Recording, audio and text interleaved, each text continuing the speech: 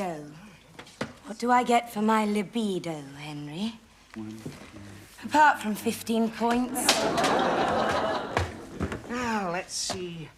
4-week, 8-program timer, sophisticated digital display, counter-lap button, infrared controls. All right. To enjoy flaunting your wealth in the face of the jobless. Eh? Now, take no notice of Chris Hamish. Unemployed male models are notoriously catty. And it has instant record mode and full stereo output. Amazing. Yeah. Hello? Yes, he is. Just one moment, Chris.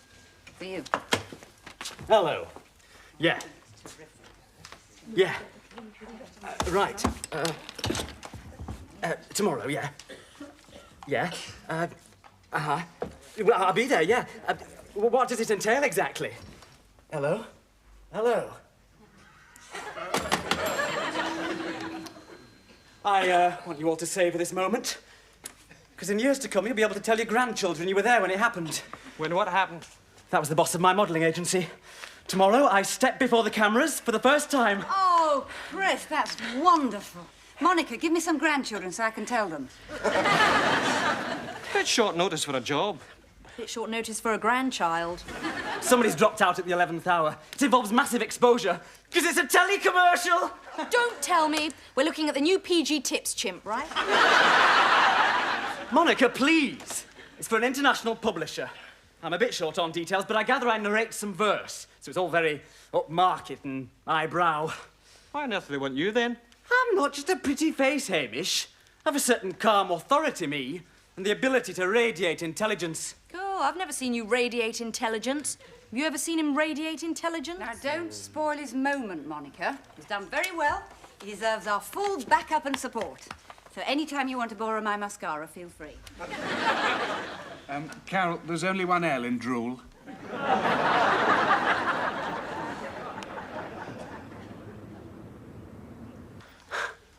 How could God do this to me? Oh, Chris, pull yourself together. A pimple is not the end of civilization. It's a mere flaw on the jaw. Yeah, well, with my luck, it'll erupt just when the director yells action. In my line of business, a pimple is professional suicide. It's like a butler having BO. Henry, you're a medical man. Do something. Yes, do something, Henry. Bandage his tongue. I'll get it. Time I was off anyway. Well, good luck. Yeah, especially with the radiating intelligence bit. Yeah. I'm the calm authority, Chris. Calm it down a bit, will you? I want you to walk out of this room a jobless male model with a zit and come back a star. With a zit. Ah, Captain Birdseye, I presume. I don't normally strangle people on Sundays, chummy, but I'm more than willing to make an exception in your case. No, he's not himself today, Richard. He's got a job. Do you know, for a second, I thought you said you got a job. I have. He has. He's going to be impersonating an intelligent radiator. On your way, Chuck. Well, never mind. I'll explain on the river. What do you think? Is this jolly boating gear? Sheila, as ever, you look good enough to... Hey, nautical, nautical. Bye. Bye. Have fun. Bon voyage. And you speak French as well. Oh, I think I'll launch a major offensive on the garden. It's like a jungle out there. If I don't do something soon, we'll have David Bellamy nosing round. You seem to be alone. Yes. We have the house to ourselves, so the last thing we need is an observer.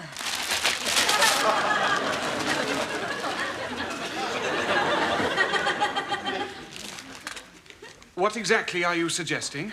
Can't you guess? Of course. Scrabble.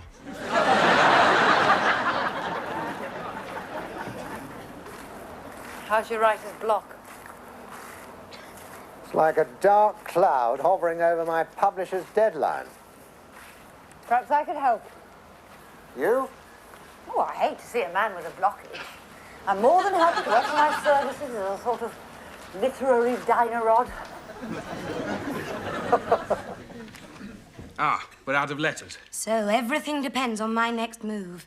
What's the score? Oh, very much neck and neck, isn't it? All I have to do to win is get 548 with my final word. Good luck. Jacksaw. What am I supposed to do with that? Laxoid. Oodlix. Ah, got it. Ghoulie. If you use that I... Brilliant. Igloo. Oh. Yeah, I was thinking more in terms of axiology, actually. Ah, axiology, of course. Why on earth didn't I think of that? Probably because I've never heard of it. Oh, it's the science of the significance of values. You're the most significant man I've ever met, Henry. I think you're brilliant. It's just that I've played a lot of Scrabble. Nonsense, you're a genius, and... Well, the fact is, I find your brain a bit of a turn-on. Excuse me. It's very thirsty work, gardening. Anyway, I'm making progress. I'm glad someone is. I just hope your gardening's better than your timing. I see no way out, Sheila, because if Grip Lomax is halfway up the Matterhorn in his dinner jacket in Chapter 9, he can't seriously expect to appear in the hotel lobby in Chapter 10. True. He'll be far too busy in his new role as the world's best-dressed snowman. There's absolutely nothing he can do. He could do a frozen penguin impersonation. Sheila, please. Why doesn't he overpower the villain and pinch his thermals? Because that villain is over 50 feet away and Grip is unarmed. But Grip was captain of cricket at Harrow, wasn't he? So? So, there's no shortage of ice on the Matterhorn. All he needs to do is find a handy lump of ice about the size of a cricket ball and imagine the villain's head as a set of stumps. Ice hits skull at 80 miles per hour and how's that? Exit one villain to that great pavilion in the sky. That's absolutely brilliant. We do our best. You know, this proves what I've long suspected, What's that? that you're indispensable to me. It's just that I've never seen your room. Right, well, there it is. And you can tell so much about a person from their room. Oh, dear. Right. Well, perhaps I can show you some of my equipment. Now you're talking. It's quite old, this. It's a Victorian tongue depressor. Why should anyone want a depressed tongue? Kinky lot, the Victorians. Yes. Oh, this is a fairly ancient sphygmomanometer. Oh, I'll get you a new one for Christmas. Right. What else can I show you? Are you kidding? Oh, Henry, you've got a skeleton in your cupboard. it's my father's. Your father's skeleton? I prefer to keep it out of sight. You mean that is the actual skeleton of your actual father? When I say it's my father's skeleton, I mean... Yes, it's my father's skeleton. Oh, gosh. Is that the doorbell knocking? Must go. See you, Henry. Thank you, Father. Oh.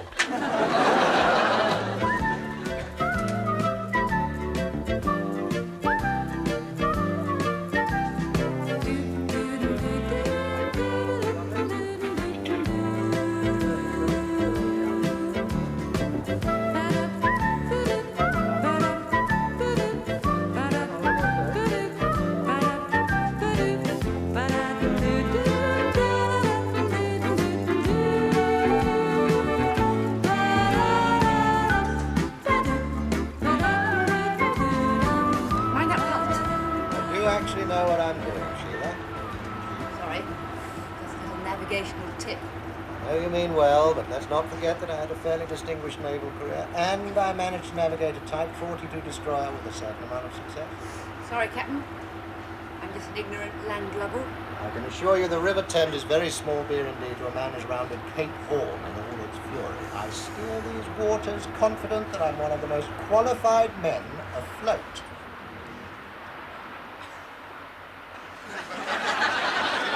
Like to tell me what that means.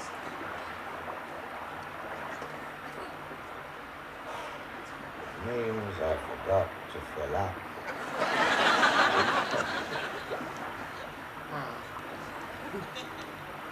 Shall we just drift gently to shore then and have some lunch?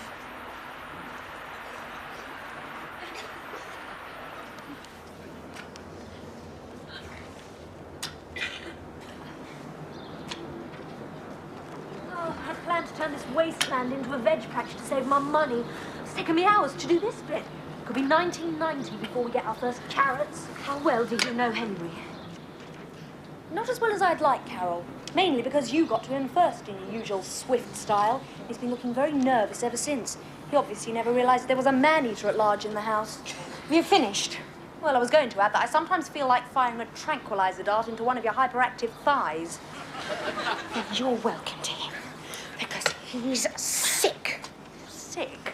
very, very sick. He's got a skeleton in his cupboard. A real live skeleton. A rather real dead one. Medical students have a lot of homework, Carol. They need a skeleton to refer to during their lonely hours of study. Anyway, it's a bit of company for them.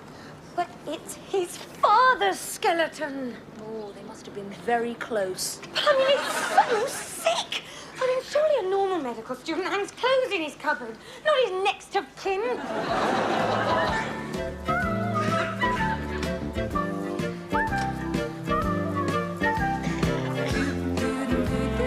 Thanks, Chummy.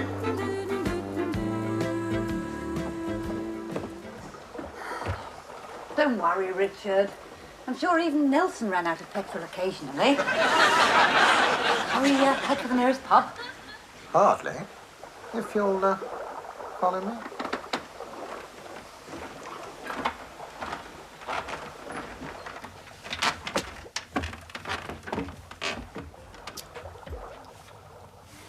I'm impressed. Good. Because I'm hoping this will be the most memorable luncheon of our lives. Well, it'll certainly be the largest.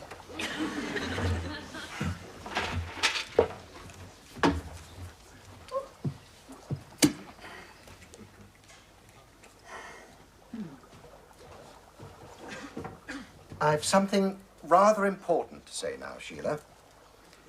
What are you doing? I thought you were going to say grace.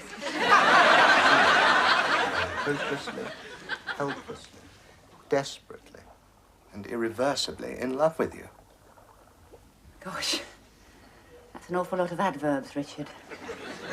Will you marry me?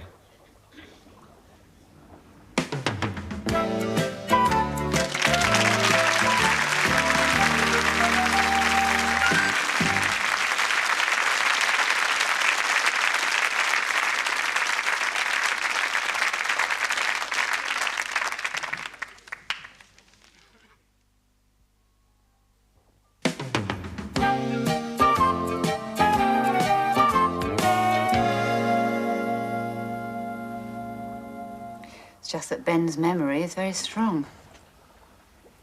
In my head, in my heart, in my shelves. The shelves? DIY. Every time one of them falls off the wall, I think of him.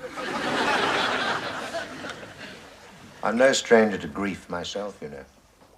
Oh, come on, Richard. Delia didn't die on you. She merely eloped to Weybridge with your stockbroker. It still hurt. He was a very good stockbroker.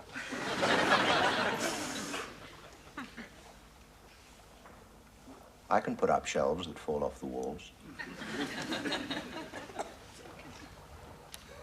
I'm not saying never. You're not? What did you think I'd say? At best, what you said.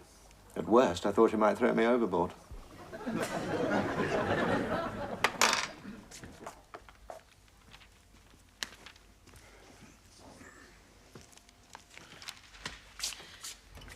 Not a trace of madness on the surface, is there? He looked so mild-mannered. But then so did Dr. Crippen.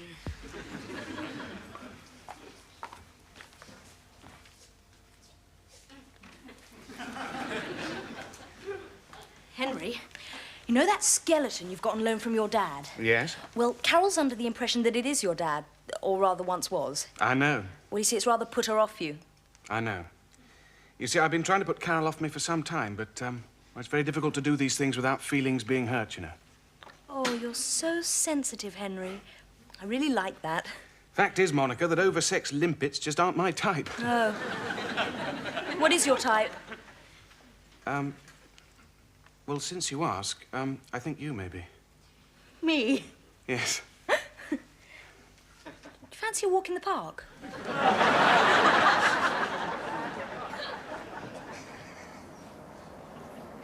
Cheer up. Don't let's spoil a lovely day. Oh, 1,000 apologies. Unforgivable of me not to appear the happiest man alive. Look, this is difficult for me too, Richard. Madness. Absolute madness. No, it wasn't. It was very nice of you to ask me. It's madness for you to turn me down. Oh, yes. Look, I'm truly flattered that you decided to take the plunge. And I'm truly sorry that you landed on your head. But I've so much to offer you, Sheila. My heart, my life, my bank account. We've everything in common. Have we? Well, name me one subject, just one, on which we don't feel the same. Politics. Apart from that, Chinese food. apart from that, Religion. apart from that, Club sports. apart from that, Wine apart from that, Forget the other handbags.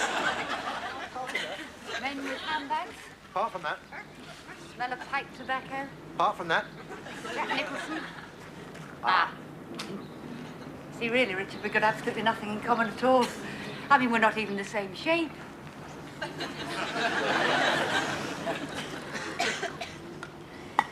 Italian food. Love it. Me too. Beethoven? My favourite. Mine too. Mum! Hello. Mrs. Haddon. Hi. Bye. You don't seem unduly concerned. Oh, it takes a lot more than that to shock me, Richard. I'm a child of the 60s, remember? Which is, I fear, yet another thing we don't have in common.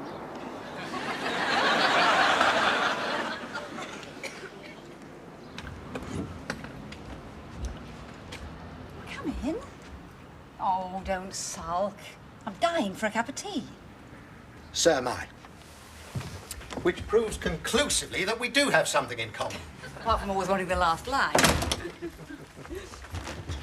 You're never going to believe this. What would you say if I told you that Henry keeps the bones of his father in his cupboard? I'd say you were deranged. Nothing in common. I'll put the kettle on. Carol, Henry's father is a very much alive and kicking GP, one of Dorking's best. And very well covered in flesh. Now, the anorexic gentleman upstairs in the closet is the property of Henry's father, not what's left of him. Does Monica know this? Pass.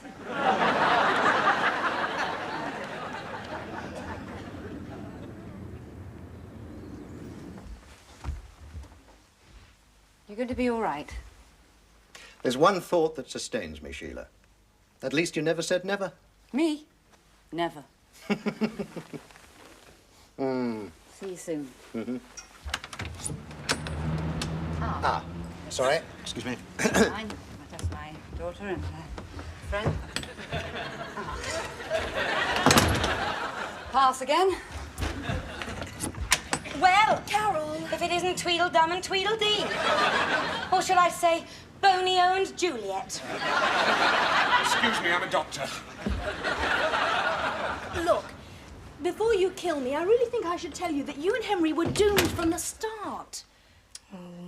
Well, I suppose you could be right. I mean, I know Henry's very intelligent, but he's also amazingly boring on the quiet. No, he's not. He's just a bit cerebral for you. You see, what a man like Henry wants from a relationship is brains first and sex second. You'd be better off with someone like Chris, who wants sex first and, let's face it, sex second as well.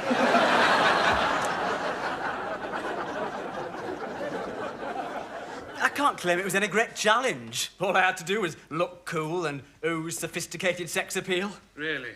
It was very much the dawn of a megastar situation. And then, to cap it all, Samantha Fox dropped in to offer her congratulations.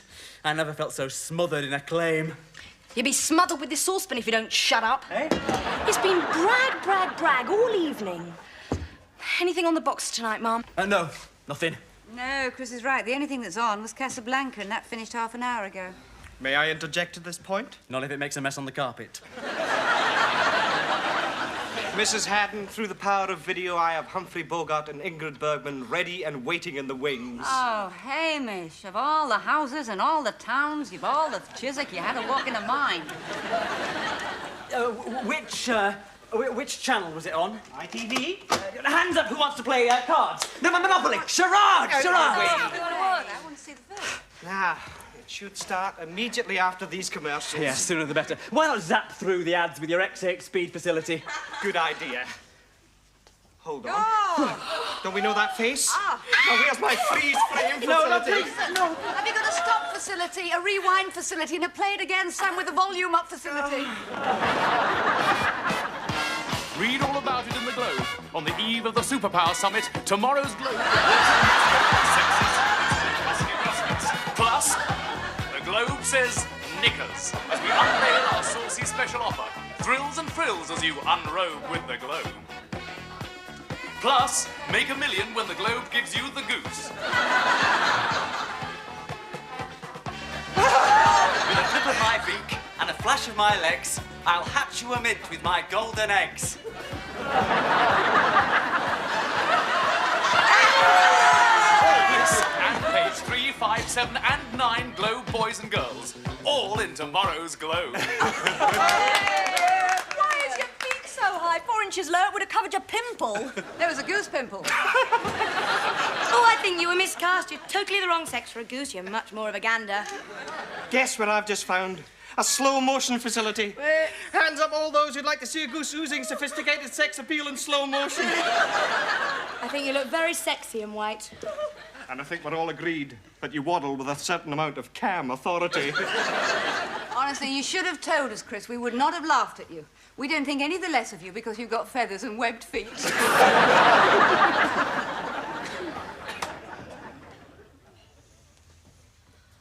I'm off to bed now, Mum. Mon, Richard proposed to me today. And? Well, we haven't got a thing in common. Well, I mean, hardly a thing. Why is it I like him so much? Because he's very likeable, and he makes you laugh, and he's kind. Just like Dad was. True. And he's actually very good at DIY, just like Dad wasn't. He loves you, Mum. I know. I mean, this could be my chance of achieving not only happiness, but shelves that stay up. Oh, I wish you'd be serious for a minute. You're a constant worry to me. Am I? Yes. I don't think you appreciate how difficult it's been for me bringing up a mother single-handed. Never knowing where my next father's coming from. It's probably just a stage I'm going through. I'll grow out of it. And finally, a nice boy like Richard comes along, and what happens? Nothing so far. No, well, it's got to stop. Do you hear me? I think you should seriously reconsider his proposal.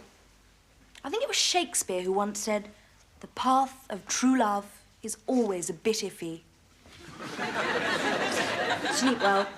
I want you to ponder hard on what I've said. Oh, I will. I'll give it a really hard ponder. Good night, Mum.